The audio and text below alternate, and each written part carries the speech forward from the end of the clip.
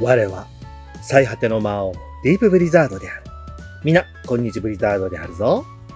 今回から始まるゼロからのクリスタ。このシリーズではクリップスタジオをこれから導入しようという方、デジタルでお絵描きをしてみたいという本当の初心者の方に向けて、クリップスタジオペイントの解説、導入方法、そしてツールの解説をシリーズで行っていこうと思うのである。今回はクリップスタジオとは何かという解説からインストール方法、そして起動させてセットアップをするというところまでを解説していこうと思うので、よければぜひぜひ最後まで見ていただけると嬉しいのであるぞ。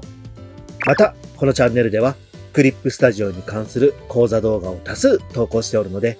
よければチャンネル登録、高評価をしていただけると嬉しいのであるぞ。ではまず、クリップスタジオとは何かというところから解説をしていこうと思うのである。クリップスタジオとは、ペイントソフト、もしくはペイントアプリとして開発されており、コミックイラストを描くということに長けているペイントソフトなのである。どういうことかというと、他のペイントソフトやペイントアプリと比べて、コミックイラスト、つまり漫画風のイラストを描くということに対してのツールアシストや素材、ブラシなどが多数収録されておるのである。なので、これからコミックイラストを描きたいというものにとっては、とても良い選択肢の一つとなるであろう。また、イラストだけではなく、漫画やアニメーションを作るための機能も多数収録されているので、絵に関するいろんなことをやってみたいというものは、ぜひ導入を試してみてもらえると嬉しいのであるぞ。また、クリップスタジオペイントは多数の環境で使うことができるお絵描きソフトなのである。Windows、Mac をはじめとして iPad、そして Chromebook など様々なデジタル環境で使うことができるのである。ただ、今回は解説する際に Windows 版、そして iPad 版の2つをメインに紹介しようと思っているのである。だいたいこの2つで解説をすれば、他の環境でもおおよそ同じように使うことができるので、参考にしてもらえると嬉しいのであるぞ。では次に具体的な解説をしていこうと思うのであるぞ。では、まずはクリップスタジオペイントの種類を解説していこうと思うのであるぞ。クリップスタジオには現在3つの種類があり、それぞれ機能の少なさの順からデビュー、プロ、EX が用意されている。クリップスタジオデビューは基本的な機能が入っているクリップスタジオペイントとして位置づけされているバージョンである。ただこれはアライアンスモデルというイベントの配布やバンドルソフトとしてのみ配布をされているので、お金を払ってクリップスタジオデビュー単体を購入することはできないのであるぞ。そしてエントリーモデルとしてあるクリップスタジオペイントプロ。こちらは基本的にコミックイラストを描く、漫画を描く、アニメーションを描くというための機能が一通り揃っているバージョンと考えて良いであろう。初めてクリップスタジオペイントを購入したいというものは、このクリップスタジオペイントプロを買うという選択肢で十分機能を発揮し創作することができるであろう。そして最上位モデルとして位置づけされているクリップスタジオペイント EX。こちらは基本プロに入っている全ての機能プラスアルファとしてプラグインという分かりやすく言えば便利機能を追加することができたり、漫画で複数ページを管理するという機能が追加されていたり、本格的なアニメーションを作るための機能などもサポートされているバージョンになるのである。基本的に魔王はこのクリップスタジオペイント EX を使って解説を行っていくが、特に EX でなければ使えない機能というのは当面の間は解説には入れないので安心してほしいのであるぞ。では次にクリップスタジオペイントの価格と機種を解説していこうと思うのである。まず機種についてはデビュー、プロ、EX 3つともそれぞれに Windows 版、MacOS 版、iPad 版、iPhone 版、Galaxy 版、Android 版、そして Chromebook 版以上の7バージョンが用意されている。ただ、先にも言った通り、クリップスタジオペイントデビューは購入することはできず、基本無料のソフトとして以下の条件などで配布やバンドルがされているのである。ピクシブのプレミアム会員に入った時の特典、ペンタブレットなどのお絵描き系デバイスのハードウェア購入のバンドルソフトとして同梱、そしてお絵描き用 PC やタブレット PC などを購入した際に同梱などをされていたり、あとはイベントなどで配布ということもあったりもするのである。配布方法などや入手方法などについては動画の概要欄にあるリンクを確認してほしいのであるぞ。次にクリップスタジオペイントプロは一括払いで購入することができる。こちらは Windows 版もしくは MacOS 版の2環境でのみ購入することが可能である。価格は5000円であるぞ。また Windows 版、Mac 版を含めた全7環境で月額利用プランを使うことができる。こちらは初回申し込み時最大3ヶ月無料で使用することができ、そして驚くべきことではあるのだが、制限なども一切なくデータの新規作成や保存を行うこともできるので、この3ヶ月の間でクリップスタジオペイントをまず触ってみて、自分の環境に合っているのか、使いたい環境で使えることができるのかと試しながら、まずは無料で試してみても良いであろう。そして月額利用プランといったが、年額一括で払うことで最大 51% オフで使うこともできるので、学生の方でも無理なく使うことができる環境だと言えるであろう。同じようにクリップスタジオペイント EX も一括払いのバージョンが Windows 版、そして MacOS 版にある。こちらは価格が23,000円。ちなみにクリップスタジオペイント Pro を購入した後にバージョンアップとしてクリップスタジオペイント EX に差額を支払うことでバージョンアップをすることができるのである。なので最初にプロを買った後に EX を買った場合は差額の18,000円を支払えば EX にすることができ、無駄な費用を払うことなく使うこともできるので、今すぐ EX にならなくてはいけないではなく、まずは5000円のプロから始めてみようという始めた方でも損することなくクリップスタジオペイントの全てを使うことができるのであるぞ。また月額利用プランもプロと同じように初回申し込み時最大で3ヶ月無料で使うことができるのであるぞ。こちらも制限などはないのである。また同じように年間契約で最大 34% オフにもなるので、どちらのプランの方が自分にとって使いやすいかというのを比較した上で選んでみると良いであろう。では次にクリップスタジオペイントを使うために必要な環境というものを軽く解説していこうと思うのである。まずはパソコンでクリップスタジオペイントを使いたい場合、つまり Windows 版もしくは MacOS 版を使う際にどのような環境にしたら良いのかということについて解説をしておこう。まずはパソコン本体、液晶モニター、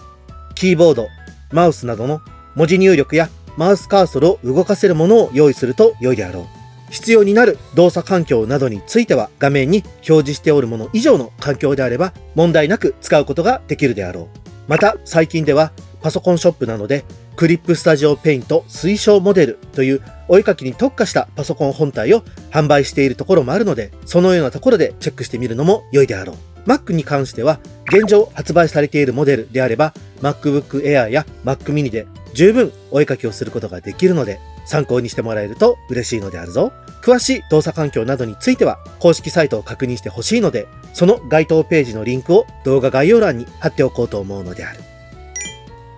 そしてパソコン版で使う際に忘れてはならないのがペンタブレットもしくは液晶ペンタブレットなのである。もちろんこれがなくてもマウスでお絵かきをするということは可能ではあるが、筆圧と呼ばれるペンの強弱、描画を行うためにはこのペンタブレットと呼ばれるデジタルで線や塗りをするためのデバイスを購入することを強くお勧めするのである。ペンタブレットはこの画面上にデジタイザペンを走らせることで線を描くことができ、描いた動きの通りにパソコンのモニター上で描いた描線や塗りを確認することができるのである。こちらは比較的安価で購入することもできるので、まずはデジタルで絵を描いてみたいというものはこちらを購入してみるのも良いであろう。そして液晶ペンタブレット。こちらは液晶とついている通り、モニター画面に直接絵を描くことができる液晶モニターとペンタブレットが合体したものなのである。なので、紙とペンで描いているような直感的な描画ができるので、デジタルお絵描きが苦手だな、アナログで描いているようにデジタルで描きたいなという方にはおすすめなのである。ただ、ペンタブレットと比較して値段が張るものが多いので、価格などと相談し、どちらを購入するかを決めてもらえれば嬉しいのであるぞ。また、クリップスタジオ公式では、ワコム製のペンタブレットもしくは液晶ペンタブレットを推奨しておるが、他社製のペンタブレットでも基本クリップスタジオペイントでお絵描きする際に筆圧を使うことができるので、また別の機会でおすすめのペンタブレットや液晶ペンタブレットなどを紹介できればなと思うのであるぞ。そしてこのゼロから始めるクリスタシリーズでもう一つ解説する環境としてある iPad について解説をしておこうと思うのである。セルシス公式からは 10.5 インチ以上のディスプレイサイズである iPad を推奨しておるのである。なので、現状販売されている4つのモデルの中では、iPad mini 以外であれば、お絵かき環境に適しているということになっておるのではあるが、実は我はメインでは iPad Pro の 12.9 インチという一番大きいモデルを使っておる。ただ、サブお絵かきであったり、出先で持ち歩くお絵かき用デバイスとして iPad mini を長く使っており、特にこれでお絵かきがしづらいや、クリップスタジオペイントを使う際に不便だと思ったことはほぼないので、どうしても iPad mini しかない iPad mini でお絵かきしたいという方はそちらで使われても全く問題ないと思うのであるぞ。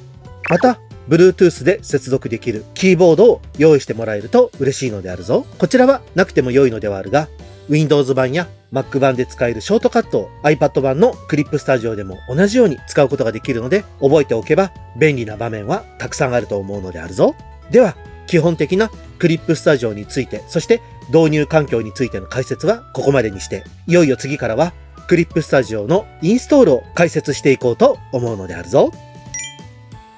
では、クリップスタジオペイントのインストール方法から解説していこうと思うのであるぞ。クリップスタジオペイントは先に述べた通り、パッケージ版が家電量販店や通販で購入することもできる。今回はそうではない別の方法、ダウンロード版の導入、そして購入方法を解説していこうと思うのである。まずは Google で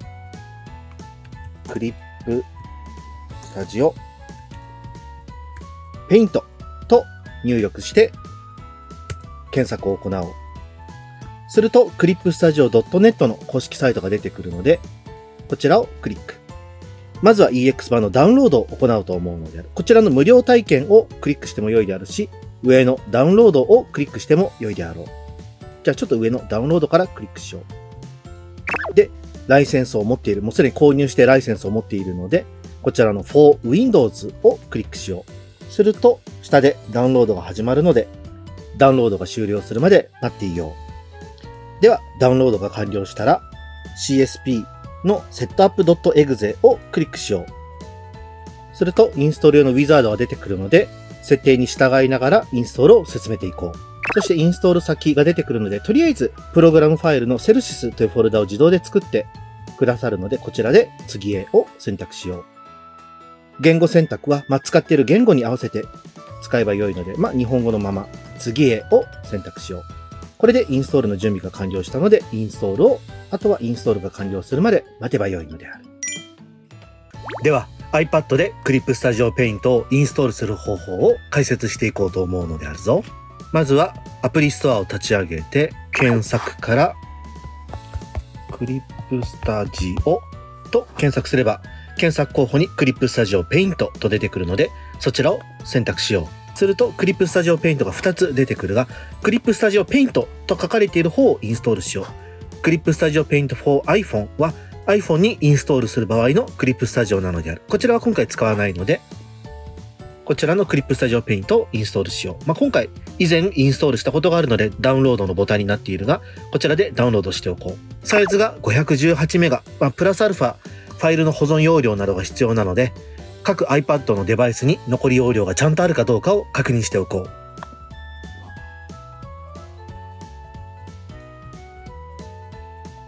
クリップスタジオペイントのインストールが完了したら、タップをして立ち上げよう。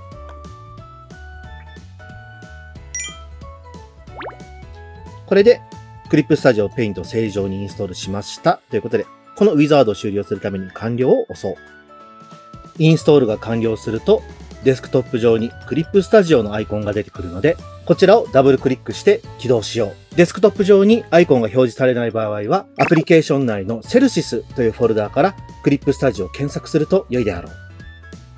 すると、初回起動の場合は設定をするための設定準備をしているので、しばらく待っておこう。これでクリップスタジオの起動が完了したのである。ちょっと以前書いた絵のファイルデータがあるが、ここは最初触ったことがない時にはここには何も映っていない状態になるので、今ここに映っているのは気にしなくてよいであるぞ。で、ここにログインというのがあるが、ユーザー登録をしておくと様々なサービスを受けることができる。例えば、素材をダウンロードしたり、自分の購入したクリップスタジオをオンライン上で管理することもできるようになるのである。そこでクリップスタジオ創作応援サイトというのは、クリップスタジオで検索すると出てくるので、こちらにアクセスをしよう。するとこのように創作応援サイトクリップスタジオというサイトが出てくるので、こちらでアカウント登録を行おう。自分の使いたいメールアドレスなどで登録をすると良いであろう。で、魔王の場合はすでにアカウントを持っているので、ログインをしようと思うのである。ではちょっとメールアドレスとパスワードちょっと見えてないと思うんだけど入れて、ログインをする。するとこんな風にディープブリザードとしてログインできている状態になっているので、ここで会員登録したアカウントと同じものを先ほどのクリップスタジオでも同じように入力しよう。入れた状態で OK を押す。すると同じディープブリザードとしてログインができた。最初のうちはこれを使って何をするっていうことはないのではあるが、ユーザー登録をしておくと様々なサービスが受けられると先に言った通りではあるので、まずは会員登録をするというところまではやっていてほしいのであるぞ。後の講座動画で会員登録したユーザーだけが使える素材のダウンロードサービスなどについても解説をしようと思うので、まずはユーザー登録をすると良いことがあるぞ。程度に覚えてもらえると良いであろう。また、今回は特にユーザー登録をしなくてもクリップスタジオペイントを使うということに関しては何も問題はないので、ここが面倒だな、後でやろうというものであれば、後々行っておくと良いであるぞ。では、クリップスタジオペイントを起動しようと思うのである。こちらのクリップスタジオのスタート画面の左上にあるペイントというのをクリックしよう。すると、このような起動画面が出てくるので、最初、こんな風にどんな風な操作があるのかな、みたいなことを簡単に表示はしておるんだけれども、ひとまずこれだけ見ててもわからないので、一旦クローズを押そう。これでクリップスタジオの起動が完了したのである。では、実際にクリップスタジオでお絵かきを始める前に、まずはこの講座のための必要最低限だけのウィンドウセッティングにしようと思うのである。どういうことかというと、パッと見てわかる通り、いろんなメニューが所狭しと並んでおって、一体どこからどう触ればよいのか、何をしたらいいのか、わからなくなってしまうと思う。で、このウィンドウ一つ一つのことをパレットと呼び、それらを好きに配置することができるのが、このクリップスタジオの特徴でもあるのである。どういうことかというと、例えばこの今上に出ている色混ぜというパレット、この上の部分のバーを掴んでドラッグすると好きな場所に動かすことができる。そして、パレットの角の部分をこうやってドラッグしてあげれば、パレットの大きさなども自由に変えることができるのである。ただ、今回この色混ぜパレットは使わないので、上の×ボタンで消してしまおう。そんな大事なパレット消してしまって、後々使おうとした時どうしたらいいのって思うかもしれないが、このクリップスタジオペイントの上画面にあるウィンドウという項目から、先ほど消した色混ぜというパレットがここにあるので、クリックすると消す寸前までの状態と同じ状態で復活してくれるので、必要な時にはこのウィンドウと書いてあるパレットから選択してあげれば良いのであるぞ。で、今回必要ないパレットをどんどん消していこうと思うので、一回ちょっとこのカラーサークル、このパレットは使うので残しておくのだが、一回ちょっと画面の中に置いておこう。こんな感じで。で、その下にあるカラースライダー、カラーセット、中間色、近似色、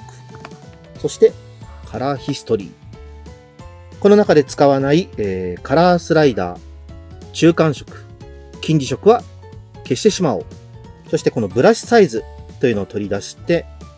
このサブツール塗りつぶしというパレットとツールプロパティというパレットの間に収納しようと思うのである。どうすればよいのかというと、このパレットの上の部分を掴んだ状態で、この塗りつぶしパレットとツールプロパティパレットの間に持っていくようにすると、こんな風に赤い線が出てくる。これはこの間に挟むよということである。パレット全体が赤くなると、このパレットと重ねて収納するよということになる。なのでまずはこの赤い線の状態で離すと、こんな風に間に収納されたのがわかるであろうか。もう一回、ポイッと外すこともできるであるし、それをブラシサイズとサブツールでこうやって重ねておくこともできるようになるのである。ただ、よく使うパレットというのは、いつも見えているところに置いておいた方が良い。言ったらこの画面はお絵かきをするための大きなお道具箱なのである。なので、よいしょ。そしてこの上下で幅を設定してあげることができるので、こんな風に置いておくと良いであろう。そして次にパレットの上にこのちっちゃい三角があるのがわかるであろうか。これをクリックすると、こんな感じで様々なパレットが隠れて収納されている状態になっているので、こちらもまずは必要ないものは全部一回消してしまおう。なのでこの素材パレット系も一回全部。素材パレットはまた必要な時に出せば良いぐらいなので、我は普段この素材パレットは常時出さない程度で使っているので、こ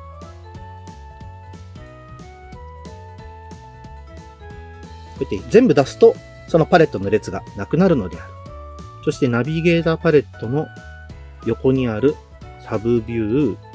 アイテムバンク、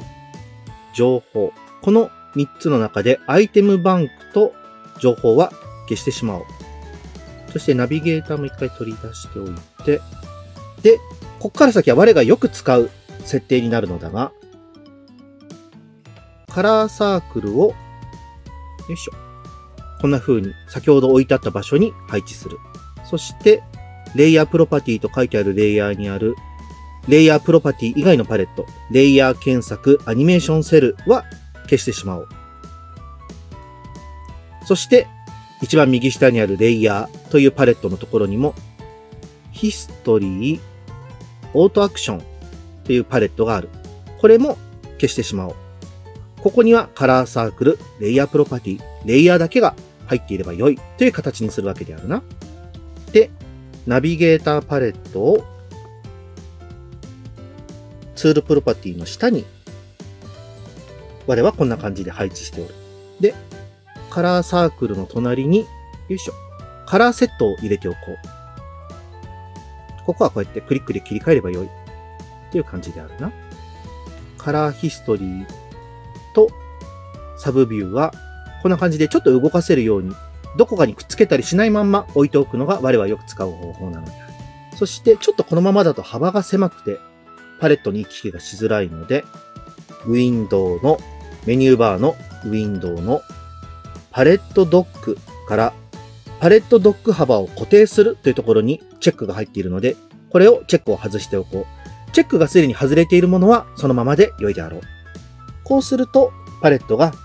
一式入っているこの縦の列をこうやって幅を変えることができるようになるので、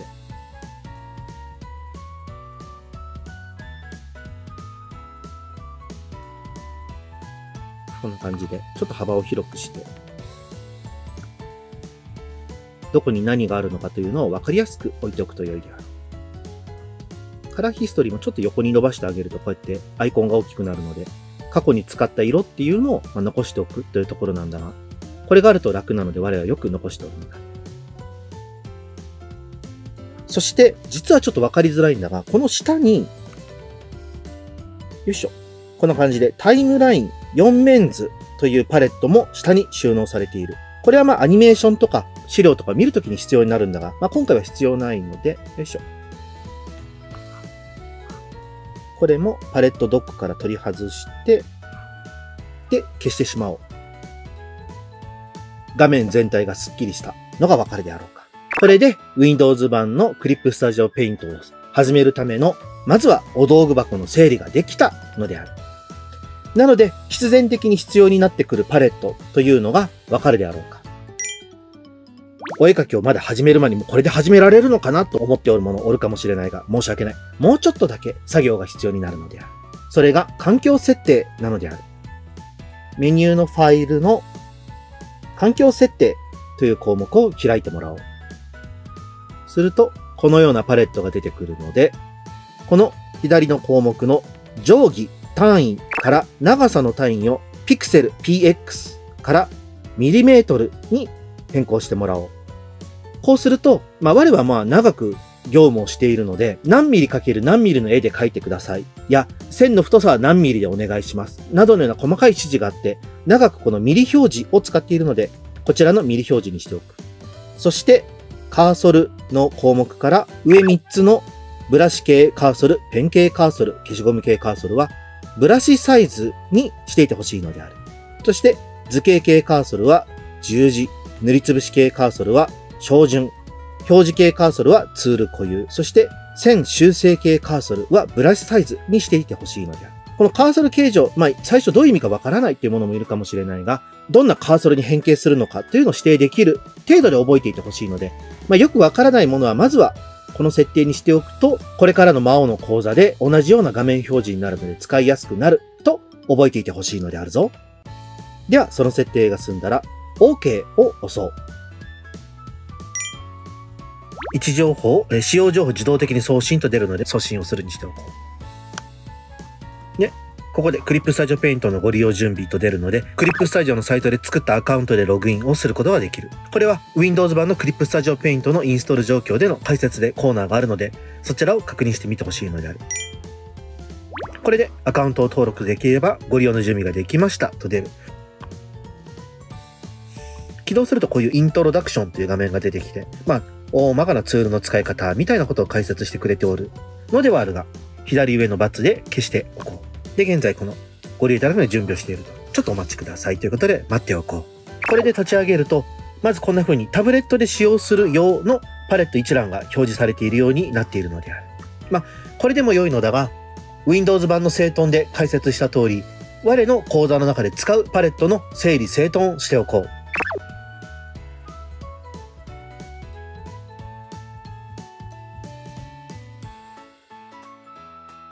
iPad 版は Windows 版などと比べて4対3のウィンドウ比率になっているので、かつ液タブやペンタブレットやモニターを使うのと違って、比較的こじんまりとしたノートや雑誌サイズぐらいの画面の大きさなので、その中で使い勝手良くするためにこんな感じに端に寄せてみたのである。なので、大体の方は多分右利きだと思うので、右利きの方はこんな風に配置をしてみると良いであろう。これでこうやって各画面とパレットを整頓することができたのである。例えばこのサブツール鉛筆を間違って消してしまったとなってしまった場合は、ウィンドウからサブツールを選択すれば消す直前の状況で復活してくれるので、こちらを同じように配置をして位置を調整すれば、これで元に戻すことができるのである。どのレイヤーを使うのか、そしてパレットがなくなっても慌てずにウィンドウのメニューから出すと良いであろう。また環境設定は Windows 版とは違って、このクリップスタジオのアイコンのところをクリックすると出てくる環境設定というところから選ぶことができるので、カーソルなどは Windows 版と同じようにカーソルの設定、そして定規単位の設定のところで長さの単位をミリメートルに変更しておこう。これで iPad 版のクリップスタジオの設定完了なのである。